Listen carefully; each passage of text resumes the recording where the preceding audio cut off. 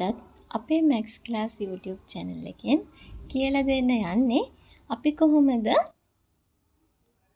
දශම සංඛ්‍යාවක් පූර්ණ සංඛ්‍යාවකින් ගුණ කරන්නේ කියලා.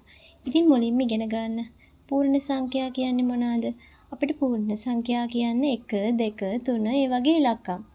දශම සංඛ්‍යා කියන්නේ 0.1 0.5 ඒ වගේ ඉලක්කම්.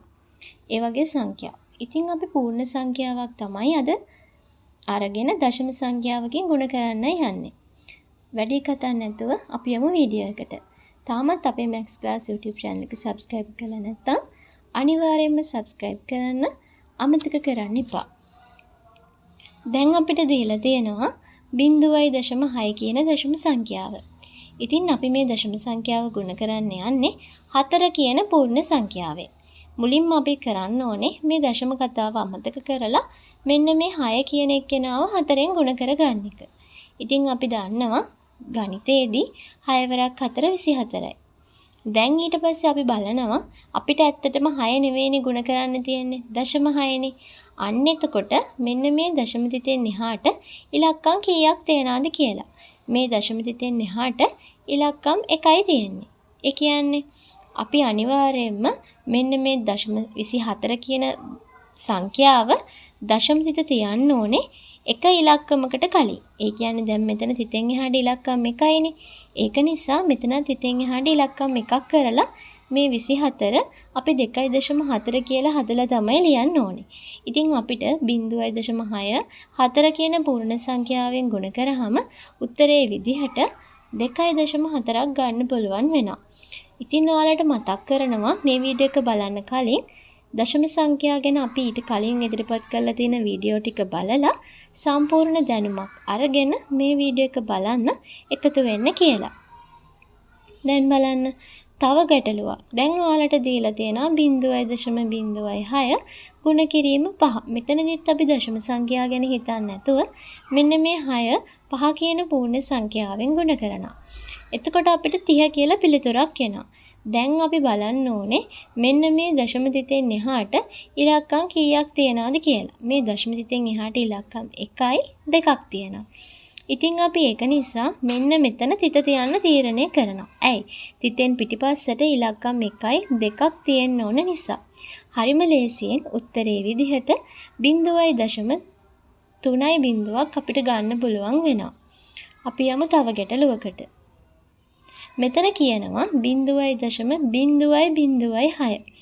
මෙතනදිත් අපි කරන්න ඕනේ මෙන්න මේ 6 7ෙන් ගුණ කරන එක. අපි දන්නවානේ 6 වරක් 7 42යිනේ. ඉතින් අපිට පුළුවන් දැන් මෙතන තිතෙන් එහාට ඉලක්කම් 1යි 2යි 3යි.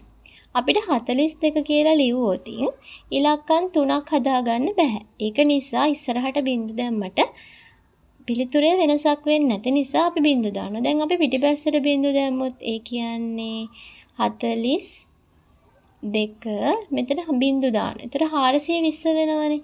අන්න එයාගේ ඇත්තටම 42කට වඩා වෙනස්. හැබැයි අපි මෙතන ඉස්සරහට බිංදු දැම්මා කියලා මේකේ අගය වෙනසක් වෙන්නේ නැහැ.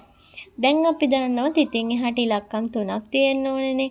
ඒක නිසා අපි තීරණය කරනවා මෙතන ඉලක්කම් 1 2 3 තිත තියන්නේ මෙතනට කියලා. එතකොට හරිම උත්තරේ විදිහට 0.042ක් අපිට ගන්න පුළුවන් වෙනවා. අපි යමු තව ගැටලුවකට. මෙතන අපිට දීලා තියෙනවා 1.6 ගුණ කිරීම 4. අපි කරන්න ඕන 16 4ෙන් ගුණ කරන එක. 16 4ෙන් ගුණ කරාම උත්තරේ විදිහට 64ක් එනවා. දැන් අපි බලනවා මෙතන තිතෙන් එහාට ඉලක්කම් 1යි. දැන් ඔයාලට තේරෙනවා මෙන්න මේ 64 කොතනටද දශම තිත එන්නේ කියලා. අන්න හරි. 6.4 තිත මෙතනට එන්න ඕනේ. ඇයි? මෙතන තිබුණේ තිතෙන් එහාට එක ඉලක්කම නිසා ගුණ කරාම එන උත්තරේ තිතෙන් එහාට තියෙන්න පුළුවන් එක ඉලක්කමයි. එතකොට අන්තිම උත්තරේ විදිහට 6.4 ගන්න පුළුවන් වෙනවා. අපි යමු තව ගැටලුවකට. දැන් බලන්න ඔයාලට මෙතන තියෙන්නේ 1.26 ගුණ කිරීම 6. දශම තිත අමතක කරලා 126 ගුණ කරන්න ඕනේ 6. අපි මෙතන ගමු 4. එතකොට 126 අපි 4ෙන් ගුණ කරගත්තාම අපිට අවසාන පිළිතුර විදිහට මෙතන එන්නේ 6. මෙතන එන්නේ 6. එතකොට 126 6න් ගුණ කරගත්තාම අන්තිම පිළිතුර විදිහට අපිට 756ක් එනවා. දැන් අපි මෙතන බැලුවාම තිතෙන් එහාට ඉලක්කම් දෙකක් තියෙනවනේ. ඒක නිසා අපි කරන්න ඕනේ මෙතන තිතෙන් එහාට ඉලක්කම් දෙකක් එන විදිහට හදාගන්න. එතකොට එනවා 7.5යි 6ක් උත්තරේ විදිහට. හරිම ලේසියෙන් අපිට දශම සංඛ්‍යාව පූර්ණ සංඛ්‍යාවෙන් ගුණ කරගන්න පුළුවන් වෙනවා. අපි යමු තව ගැටලුවකට. දැන් මෙතන තියෙනවා 1.2, 6. මේ ඉලක්කම අපි ගුණ කරගන්න යන්නේ 5. එතකොට හරිම ලේසියෙන් 1.2, 6 කියන ඉලක්කමේ දශම තිත අමතක කරලා 1236 අපි ගුණ කරගන්නවා 5. ඉතින් ඒ ඉලක්කම මෙතන එන්නේ 5. ඒ ඉලක්කම 5න් ගුණ වුණාම අපිට පිළිතුර විදිහට ලැබෙනවා 6180. ඉතින් මේ 6180 දිහා බලලා මම තීරණය කරනවා තිතෙන් පිටිපස්සට ඉලක්කම් දශම තිතෙන් පිටිපස්සට ඉලක්කම් 1, 2, 3ක් එන්න ඕනි කියලා. ඒක නිසා මම 6180 ලියලා දශම තිත මෙන්න මෙතනින් තියනවා.